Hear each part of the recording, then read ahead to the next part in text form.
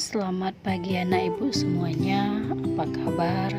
Mudah-mudahan semuanya masih tetap dalam keadaan sehat dan pastinya tetap semangat ya nak ya. Nah, ini pertemuan kita pada minggu kedua di semester genap. Nah, materi yang akan kita bahas pada pertemuan kali ini yaitu tentang azas Black. Nah, tujuan pembelajaran pada materi kali ini yaitu kamu diharapkan dapat menjelaskan penjabaran tentang azas Black. Kemudian kamu diharapkan dapat memahami prinsip azas Black. Dan yang berikutnya kamu dapat mendeskripsikan prinsip azas Black dalam pencampuran dua jenis zat yang berbeda suhunya. Nah, kita masuk ke materi kita yaitu pengertian tentang azas Black. Azas Black adalah prinsip yang berada dalam ilmu termodinamika yang telah dikemukakan oleh seorang ilmuwan fisika yang bernama Joseph Black. Nah, azas Black ini menjabarkan beberapa hal yaitu sebagai berikut.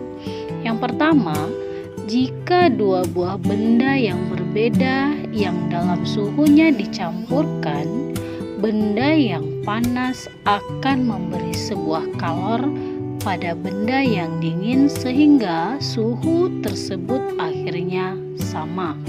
Jadi tidak ada lagi yang namanya suhu panas atau suhu dingin ya, tapi suhu dari dua benda yang suhu berbeda dicampur, maka pada akhirnya suhunya akan sama. Kemudian yang kedua, menurut si Joseph Black katanya, jumlah kalor yang diserap benda dingin akan sama pada jumlah kalor yang dilepas dari benda panas. Nah, itu tadi ya. Jadi si kalor tadi yang suhunya lebih dingin tadi tidak akan menerima suhu di bawah dari suhu yang dingin tadi, tapi suhunya akan sama dengan yang melepas kalor. Nah, benda yang didinginkan akan melepas kalor yang sama besar dengan kalor yang diserap jika dipanaskan. Jadi benda yang didinginkan dengan benda yang dipanaskan akan menyerap atau melepas kalor yang sama. Itu tadi menurut si Joseph Black.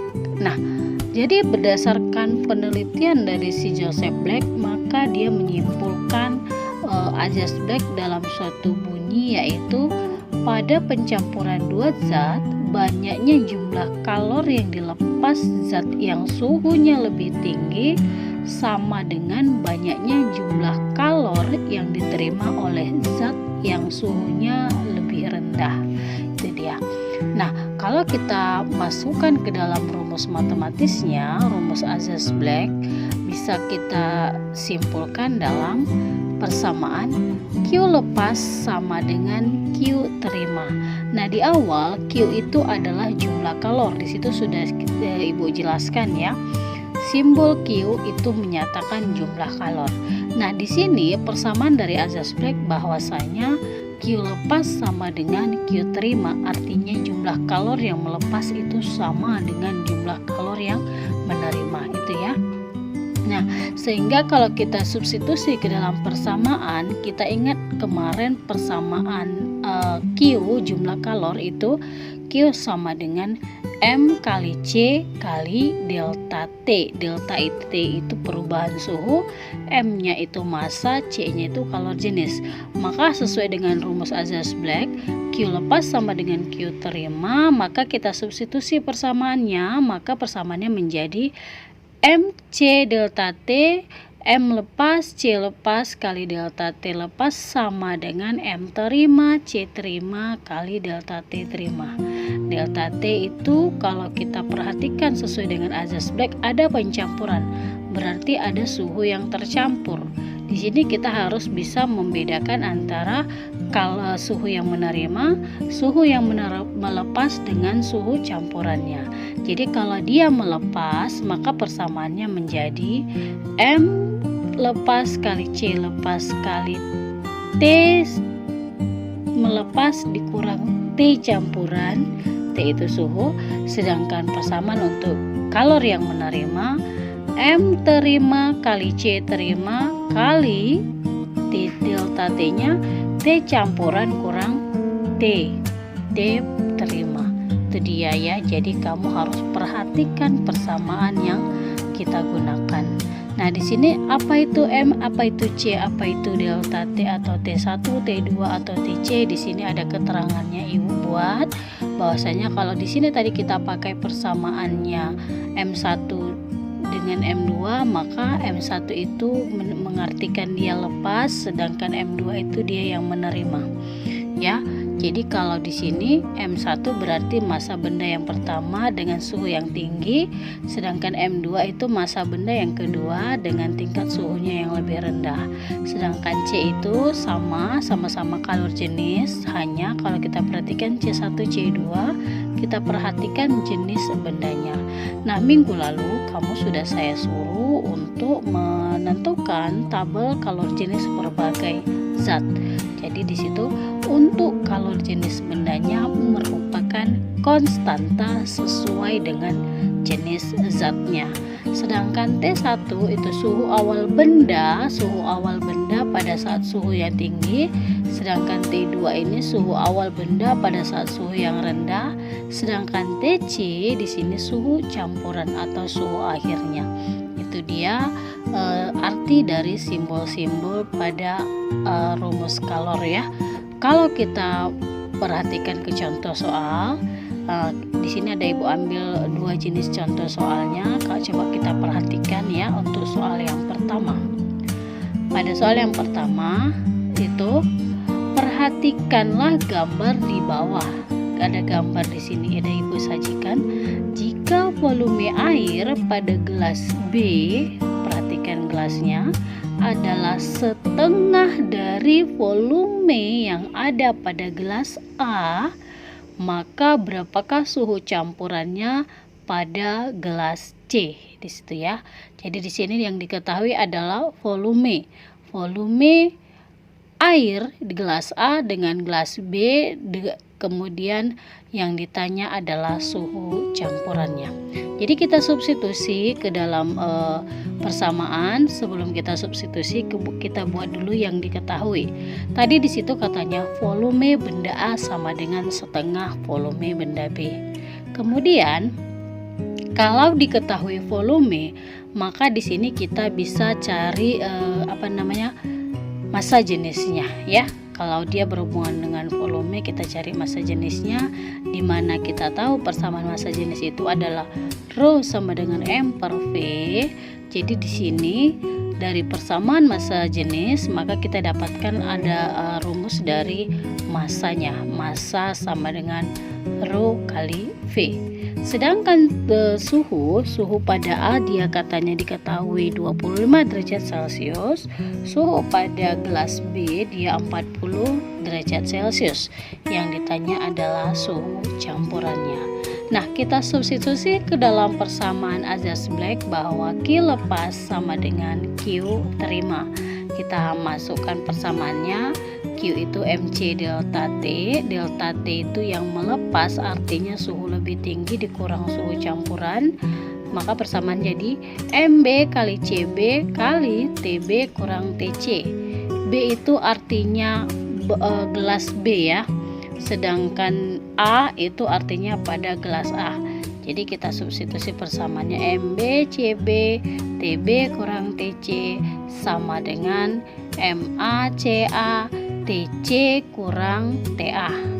M tadi kita dapat dari rumus massa jenis, bahwasanya M sama dengan V kali Rho, volume kali massa jenis. Nah, kita substitusi persamaannya, berarti tidak kita munculkan massa di sini. Persamaannya menjadi apa? Massanya hilang, si massa yang hilang, maka persamaan jadi VB kali Rho kali CB buka kurung TB kurang TC sama dengan VA kali Rho kali CA. CA kalor jenis pada benda yang gelas pertama, gelas A, kali TC kurang TA.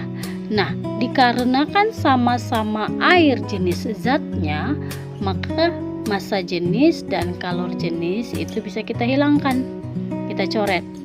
Berarti kalau hilanglah massa jenisnya, hilang kalor jenisnya, maka persamaannya jadi bagaimana? VB kali TB kurang TC sama dengan VA TC kali kurang TA. Nah, kita substitusi. Tadi katanya volume benda B setengah dari volume benda A. Maka setengah VA kali TB kurang TC sama dengan VA kali TC kurang TA. Nah, VA-nya ini bisa kita coret. Habis. Maka tinggal setengah kali T pada benda B, pada gelas B, dia katanya suhunya 40 derajat. Kita substitusi harganya. Suhu pada gelas A suhunya 25 derajat. Kita substitusi si TA. Maka menjadi setengah kali 40 kurang TC sama dengan TC kurang 25. Nah, setengahnya kita kalikan ke 25 atau kita kalikan ke sebelah kanan. Maka 40 kurang TC sama dengan TC kali 2, 2 TC, 25 kali 2, 50. Ini kita kalikan. Jadi 40 kurang TC sama dengan 2 TC kurang 50. Nah, kita temukan yang sejenis. 40 dengan 50, karena di sisi kanan dia 50-nya negatif, maka pindah jadi positif. Berarti 40 tambah 50 sama dengan 2 TC.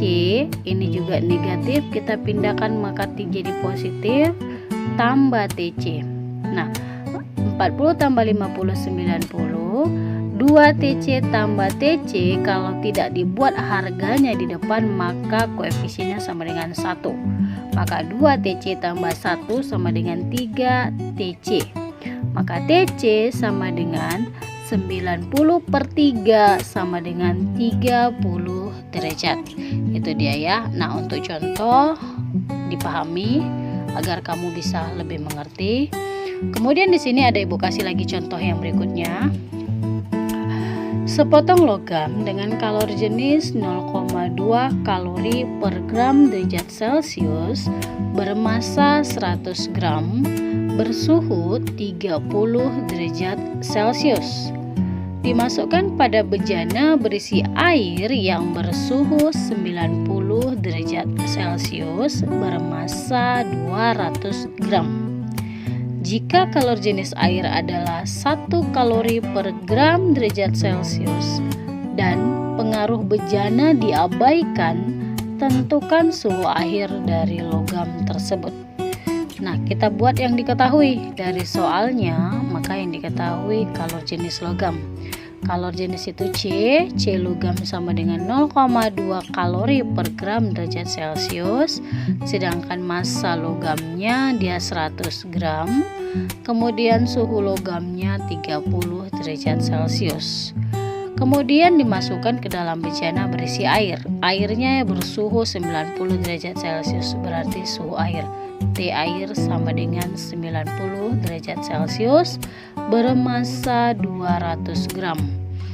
Jika kalor jenis air berarti C air 1 kalori per gram derajat Celcius, yang ditanya tentukan suhu akhir logam, berarti TC-nya, suhu campurannya. Nah, kita untuk menjawabnya, menentukan berapa besar TC-nya, maka kita substitusi persamaannya. Q lepas sama dengan Q terima. Yang melepas artinya suhu yang lebih tinggi, sedangkan yang menerima artinya suhunya yang lebih rendah. Nah, kita substitusi persamaannya. Yang melepas berarti air, yang menerima logam, karena suhu logam lebih rendah dari suhu air. Nah, persamaannya M air kali C air kali delta T air sama dengan M logam kali C logam kali delta T logam. Nah, kita substitusi harganya. Massa air tadi 200 gram, karena dalam kalor jenisnya dia kalori per gram derajat Celcius, jadi untuk massa itu nggak perlu kita rubah ya, tetap biarkan dia dalam satuan gram. Nah, 200 gram kali 1, tadi C airnya 1 kalori per gram derajat Celcius, kali TC, T kurang TC, T-nya 90 kurang TC, sama dengan 100 gram kali 0,2 kalori per gram derajat Celcius. Kalau jenis logamnya 0,2 kalori per gram derajat Celcius kali TC kurang 30. Nah, kita kalikan dulu mana yang bisa kita selesaikan.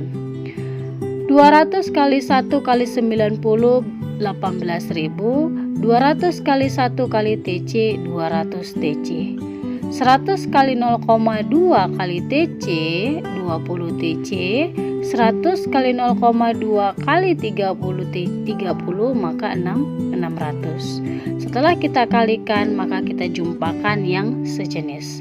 18.000 tambah 600 pindah tambah 600 sama dengan 20 TC tambah 200 TC, maka 18.600 sama dengan 220 TC, maka TC sama dengan 18.600 per 220, TC sama dengan 84,5 derajat Celcius. Bisa dipahami ya anak ibu ya. Nah, untuk kamu lebih paham lagi, di sini ada ibu kasih 2 jenis latihan kamu. Coba kamu selesaikan ya. Nah, ini kamu kerjakan di dalam buku latihannya. Baiklah anak ibu, di sini aja materi kita saat ini. Nanti kita lanjut materi kita yang berikutnya pada pertemuan kita selanjutnya. Tetap jaga kesehatan, tetap perhatikan protokol kesehatan, tetap sehat, tetap semangat. Terima kasih.